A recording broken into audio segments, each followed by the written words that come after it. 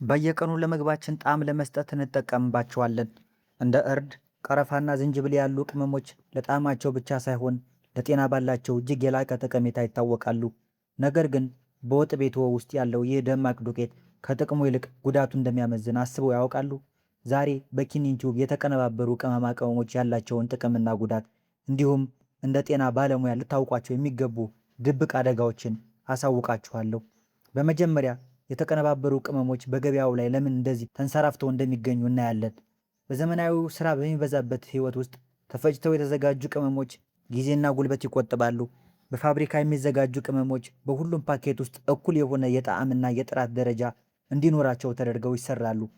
በዘመናዊ መንገድ የተቀነባበሩ ቅመሞች እንደ ሳልሞኔላ ያሉ ባክቴሪያዎች እንዳይኖሩባቸው ተደርገው ስለሚዘጋጁ እና ሳይበላሹ ለረጅም ጊዜ ስለሚቆዩ በየትኛውም ቦታ በቀላሉ ለማግኘት ያስችላሉ።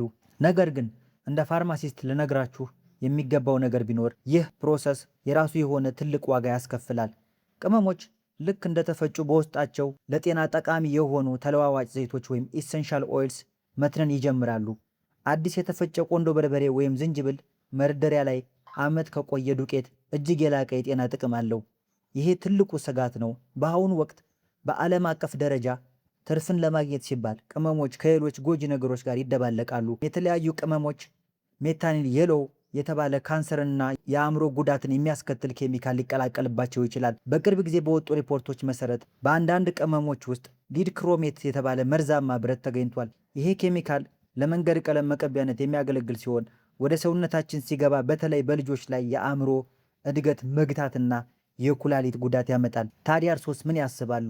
የሚቻል ከሆነ ሙሉውን ቅመማ ቅመም በቤትዎ ቢፈጩ 100% ንጽህናውን ማረጋገጥ ይችላሉ። ካልሆነ ግን ችግርን የሚያመጣ መሆኑን መገንዘብ ይኖርቦታል። ቅመማ ቅመሞች ንጹህ ከሆኑ መድኃኒት ናቸው።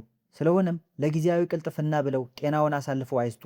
ይህ መረጃ ጠቃሚ ሆኖ ካገኙት ላይክ በማድረግ ለወዳጆ ያጋሩት። ለተጨማሪ የጤና መረጃዎች ሰብስክራይብ ማድረግና ቤተሰብ መሆን እንዳይረሱ። ጤና ይስጥልን።